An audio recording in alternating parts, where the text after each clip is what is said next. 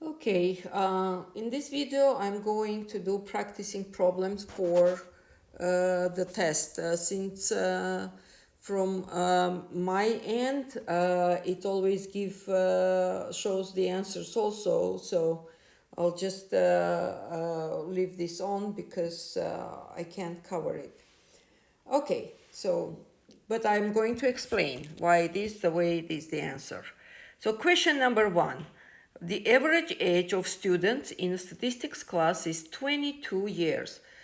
Does this statement describe descriptive and inferential statistics? To remind you, descriptive is telling you, it's collecting data, analyzing data, making sense out of data, and then passing to inferential statistics that trying to figure out what that could mean.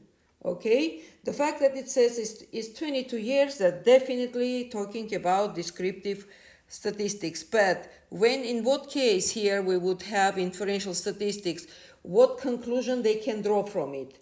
Let's say 22 years, it's the best learning time period, let's say. That's a conclusion they can draw. That would be inferential statistics. Next one, a survey of high school teenagers reported that 96% of those sampled and interested in pursuing a college education, 96%. Does this statement describe descriptive or inferential? Well, they asked and they answered. So it's simply descriptive. This is no conclusion. There is nothing in there. You just take the fact of survey and representing here. Next question.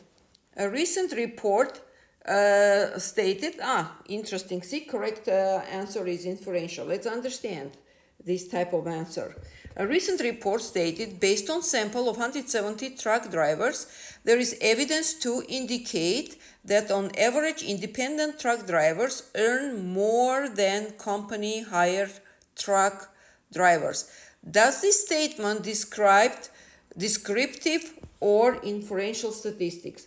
Now, where from they figured out that on average independent truck driver earn more than company hired truck driver? That's a result of collecting data, questioning them, doing analysis, and once they got information, they draw conclusion that they get independent truck driver earn more than company hired truck driver, because truck drivers cannot tell them that the company is the best in paying. So because there are so many companies, and it can refer to any type of other companies, but with this example we can see that in this case it's going to be inferential, because the fact that in average, independent truck drivers earn more than company hired truck drivers, that's inferential. Even the word average, the word average, that means the analysis being done, and this is conclusion from analysis. Make sense? Okay, moving to next one. As a part of economic class project, students were asked to randomly, when it says asked, that means descriptive so far, asked to randomly select 500 New York Stock Exchange stocks from Wall Street Journal. As a part of the project, students were asked also to summarize current prices, also referred to as the closing price of the stock for a particular trading date. Summarize the current prices of the collected stocks using graphical and numerical techniques. Would this application be descriptive? Yes, it is, because all they do is just to summarize the price. But if they would draw conclusion from here, that would become inferential statistics. Next one. The amount of television viewed by today's youth is of primary concern of parents against watching television. 250 parents of elementary school-aged children were asked to estimate the number of hours per week that their children watch television. Identify the type of collected by parents. Now, we're asked to estimate number of hours. Number of hours is quantitative or qualitative? Obviously, it's qualitative. Quantitative, I'm sorry. So, 1 hour, 2 hours, 3 hours, right? Therefore, it's not talking about, doesn't say time. Time would be qualitative because time is a continuous definition, understanding, but asking number of hours, 1 hour, 2 hours, 3 hours, or 3.5 hours, okay? That's a different. So in this case, we are dealing with quantitative. Next, a study in the state of Georgia was conducted to determine the percentage of all community college students who have taken at least one online class.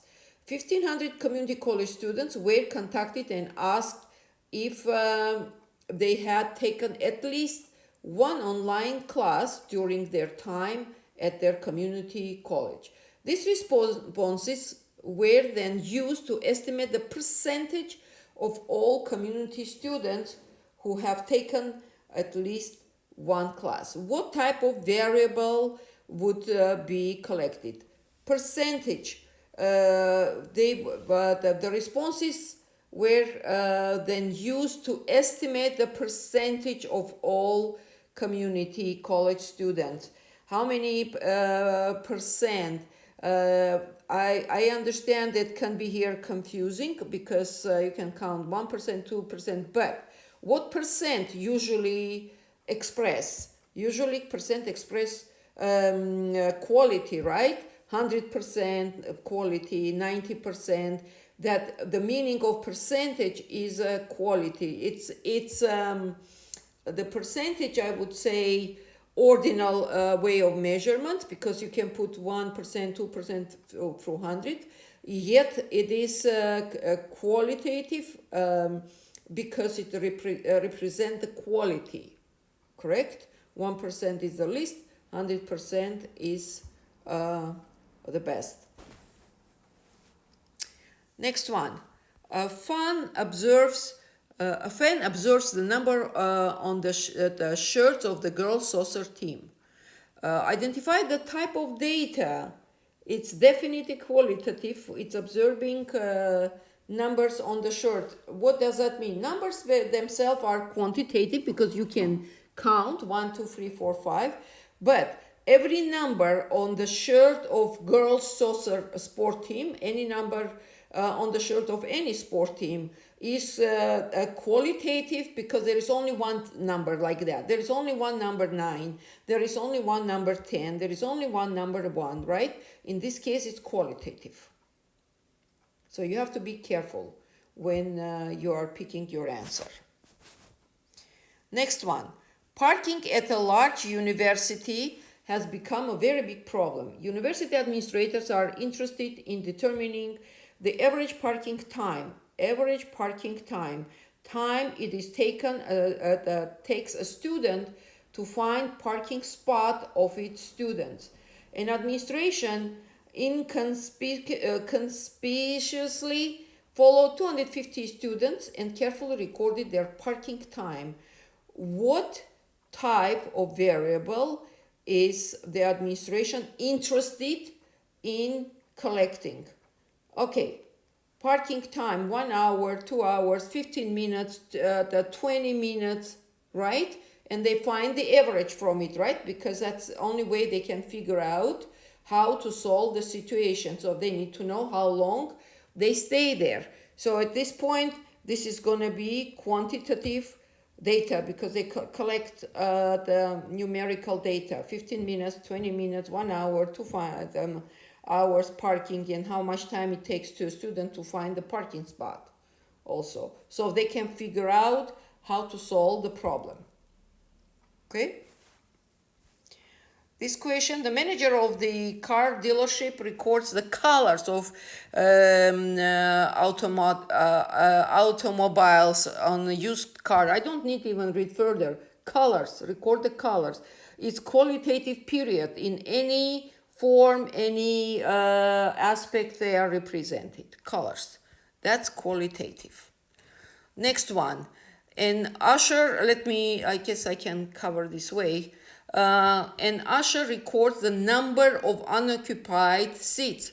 That's it. It's a number of seats. You count it. Quantitative. What else do we have here? The number of change bags found 1 square foot of grass. Number of change bags. It's gonna be it's asking form discrete or continuous. In this case, it's gonna be discrete. Why? It's talking about number of change bags. 1, 2, 3, 4. Right? That's discrete. So I thought I will cover, but I don't know the choices, which choice to choose. I was going to go for quantitative, and here is talking about discrete and continuous. Okay, so then I have to see choices so we can figure out. So determine if the given variable is discrete or continuous. The average weight of 30 change bags. Remember change bags? I said it would be discrete because you can count how many bags. But here it's the subject of interest is average weight. Average weight is continuous because weight can be doesn't have any interruption, right? Okay, so let's see, it is continuous. Okay, next question.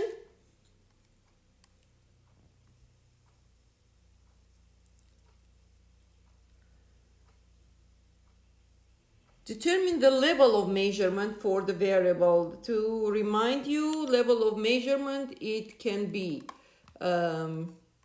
ordinal, then interval, nominal, and ratio. Okay? If you don't remember, you can watch the lecture under the video for homework on that topic. And real quick to refresh your memory, nominal is the one that level of measurement that has unique names. It can be TV station name, it can be color, everything that is unique. Okay, that's gonna be nominal. Everything that you cannot count. Ordinal, it's nominal, but the way that you can count also, let's say price, prize, P-R-I-Z-E, prize, first place, second place, third place. Each of them is unique, right?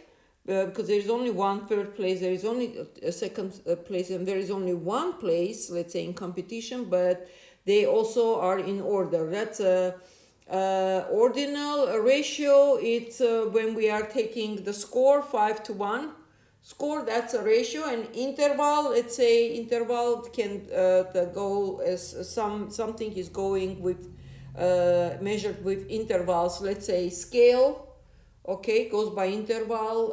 Temperature measurement, okay, conditioner, those are intervals. So what do we have in this case?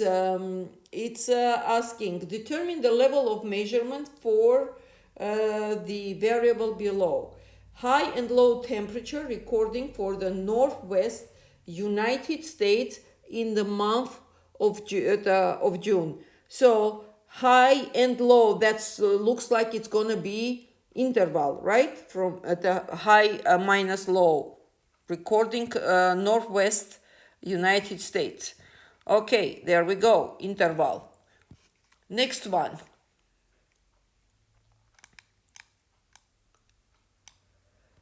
So what this one? Determine the level of measurement. The class at the rental car agency, compact, mid-size, luxury, minivan, car class. That's gonna be ordinal because each one is unique, but yet you can arrange, every car class is unique, yet you can arrange them in order. Compact, mid-size, luxury, minivan, right? Based on size.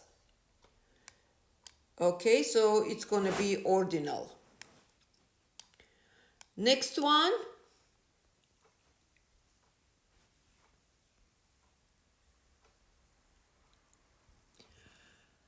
A study where a drug was given to 23 patients and a placebo to another group of 23 patients to determine drug has an effect on a patient illness. Is this study observational or experimental? Obviously, it is experimental because they are giving drug to patients, right? And another one group they use as a placebo. So it's going to be experimental. Okay, next one.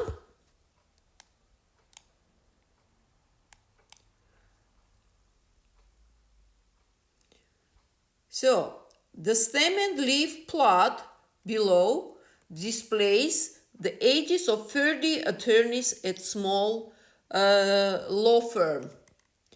Okay, the youngest attorney is and the oldest attorney. Okay, the youngest attorney is, so how do we figure it out? So stems and attorney, so we're going to read ages, 49, 49, and then 50, 50, 51, 51, at the end with 91, 92, right? So the youngest is going to be 49, correct? Oh, here it is, 49. And the oldest is going to be 92. Oh, it's not asking. That's a question A. Okay, where is question B? Okay, this is A, and if there will be for B, okay, here it is, 92. Okay, all right, 91, 92, so all this is 92. Okay, moving to next question.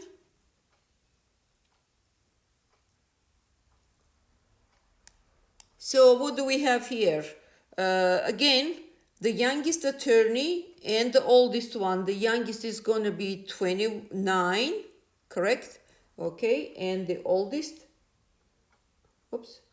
oldest going to be 72. There we go. All right, moving to next question. Youngest attorney, again, same thing. 39, oldest is going to be 82. I won't even open the answer because it's already obvious. Just so you know, these questions are graded by school, not by me. This is a new system. Describe the shape of the distribution. That it's absolutely clear it's skewed to the right. Yes? Skewed to the right. Okay. Next one.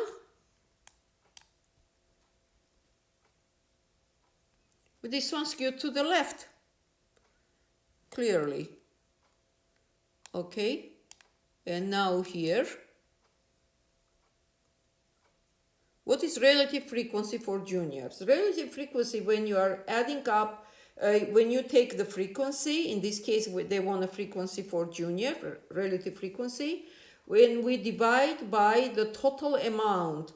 Total amount we can find out by adding entire frequency, right? So what do we have here? 600 plus 540, it's gonna be 1140, right? And then plus 460, it's gonna be 1600, and plus 400, it's gonna be 2000.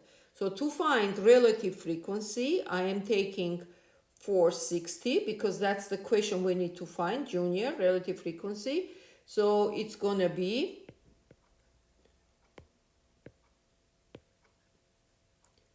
460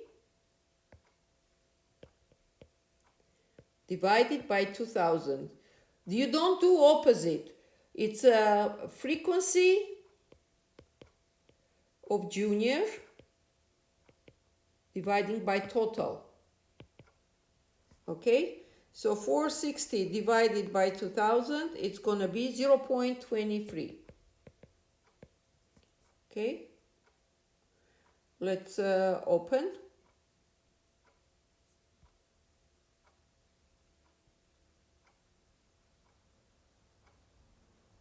Bingo, it's correct. So next one, what we have the next?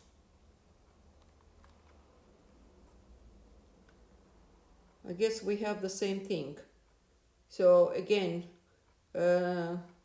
600, 560, 1160 in this case. I'm adding all frequency. Plus 440 and plus 400. It's 2000. And in this case, with the 560, sophomore, 560 divided by 2000. And it's going to be 0.28. There we go. Correct answer. All right, what is next?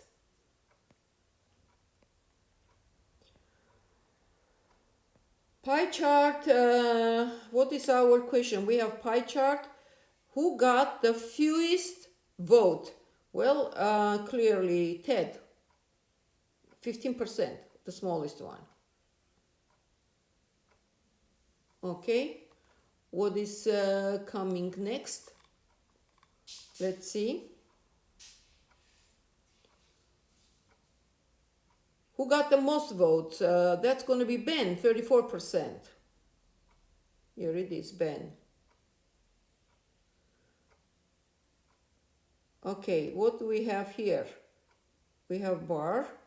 So how many tickets, how many more tickets were sold in week 4 than week 3?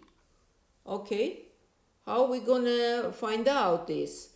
So how many tickets they sold in week 4? It's a maximum, looks like, I would say 59. Yes, and how much in week 3 is 30.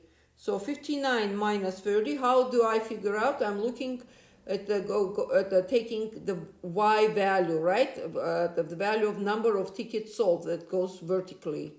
So for week 4, approximately 59 I see. And I see 34. Okay, let me real quick. Here it is. Let's say this is week 4.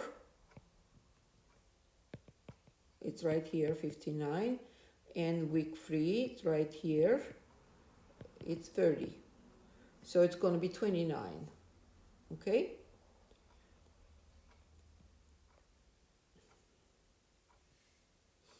Okay. Bingo. Moving to next question. 100 students were asked their majors. Which graphing techniques can be used to display the results? Check all that apply. So since we have discrete, right? This is going to be our bar chart. There we go. Bar chart, bar graph. Okay. Can it be also side by side? Yeah, it can be.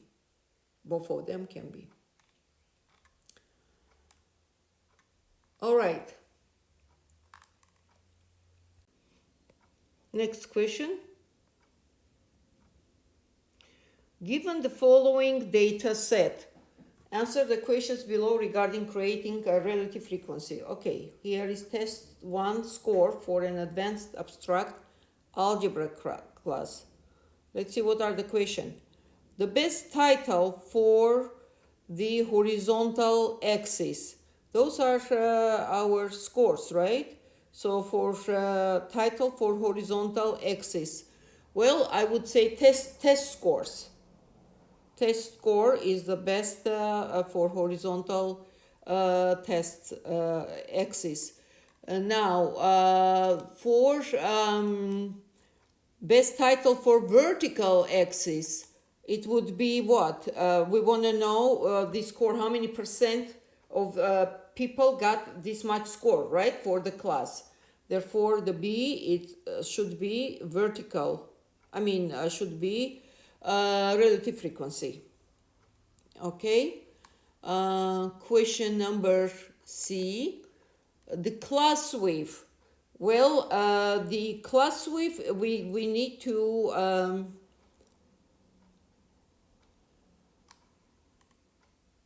gonna be here how many? There should be here mentioned how many.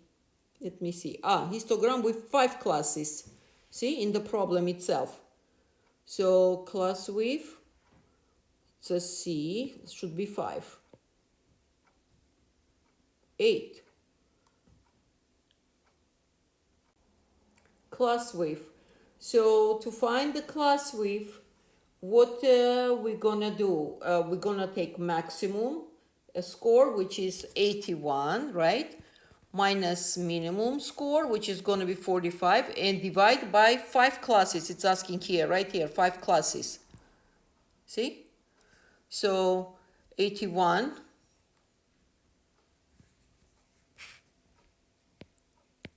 minus 45 divided by 5. Okay, so 81 minus 45, how much it's gonna be? Here it's gonna be 6. 7 minus 4 is 36 divided by 5. It's gonna be 7 point, how much? 5, 35 and then 10. Okay, 7.2. Remember, we are doing meaningful rounding, not algebraic, so it's gonna be 8. Let's open.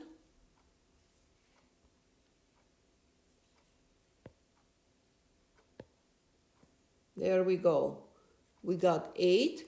Now, question number D. Let's see, where is our question number D? So, the most appropriate increment for the vertical axis, that you will figure it out as you calculate all relative frequency. You can use for relative frequency, you can use through StatCrunch, right? Copy, paste, and then find relative frequency. But looking at approximately the result, it's going to be 0.05. I already approximately, I see that what it's going to be. It's just experience. But you want to go through StatCrunch, guys. Copy, paste in the StatCrunch, and then stat data, right? Pick in the option frequency, and you will get how much the frequency is going, and you will see the increase, how much is their increase there. Okay, do we have anything else? F. Okay. So the shape of distribution is best described. That one also you will find out when you open build histogram. Again through StatCrunch. Click and copy, paste in the StatCrunch, and then use the graph. Open the graphing and pick the histogram. So let me guess. Based on given data, 81, 80, 75, blah, blah, blah, 60, 50, 45. 3 times 35, 50, repeating twice, 55, repeating 60, repeating how many times? 65.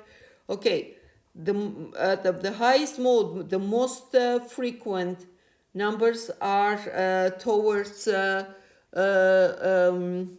low numbers. That means it's gonna get skewed to the right. Okay, it's gonna skew to the right because the highest number have least frequency. Let's see. But you can find out for sure. You don't have to guess. I'm just looking at numbers. I'm guessing. You can find out definitely building histogram, and you can see it's skewed to the right or skewed to the left. Okay, right skewed, correct. All right, moving to next one. Well, here it's giving a green option also for symmetric, so which is going to be also correct. I guess the histogram is going to be in the form that you can guess both ways. Next one, it's going to be same thing.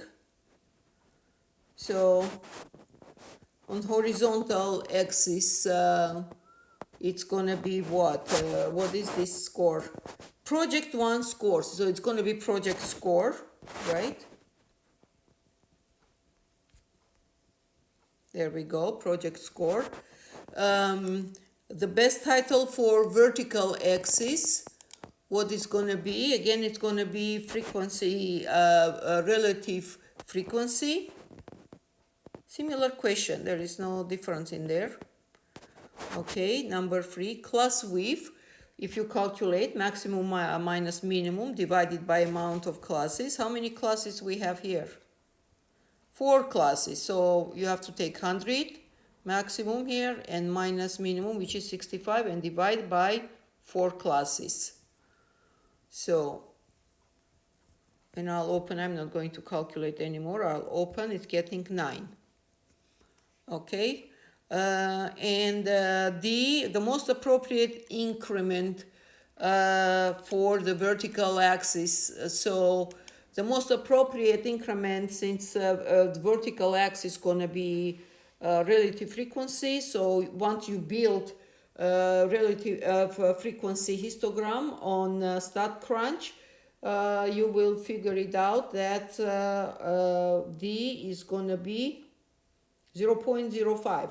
If anybody want to enter this data, here it is.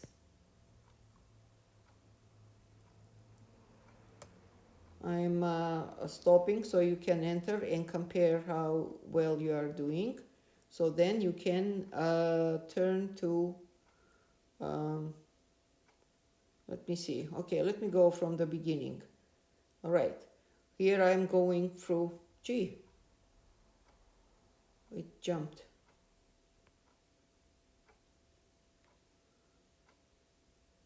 So it's starting from 65 and I'm going through 85. Oh, how many more? Okay, you can stop here and put on the pause and write down all data.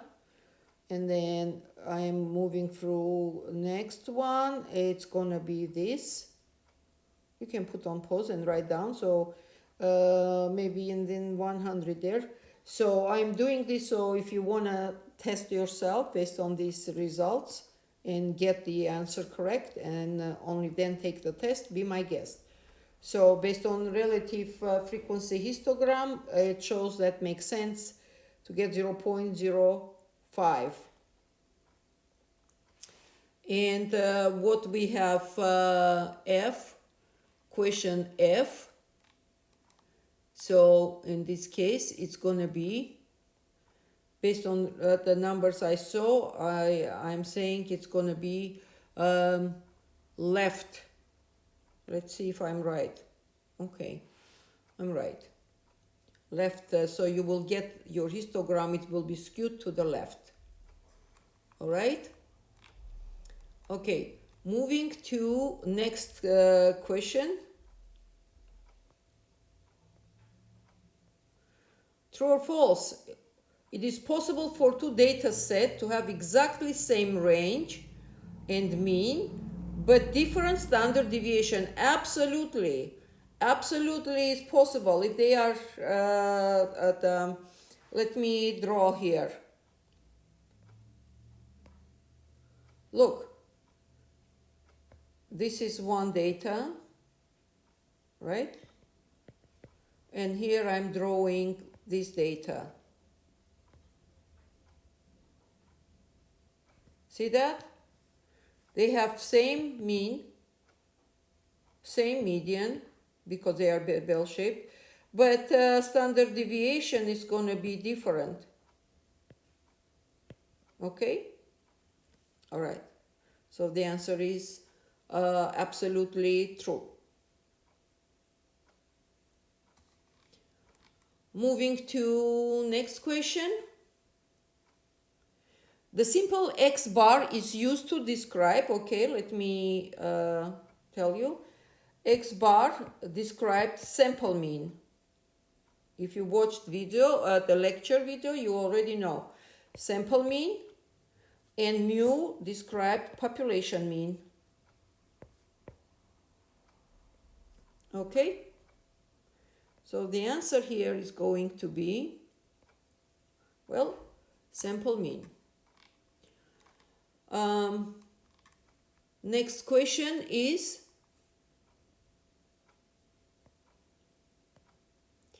which of the following is not measure variability? So let's see, we have to go because we don't know. Skewness, range, standard deviation, variance. Okay, we know that based on central tendency, we can calculate variance, we can calculate standard deviation, we can calculate range, but we cannot calculate skewness. So the answer, therefore, is not a measure of variability, is skewness. Okay, next one. Which of the following is not a measure of central tendency? Let's see, we already said mean, median, mode, right? And range doesn't fit in there. Measurement of central tendency.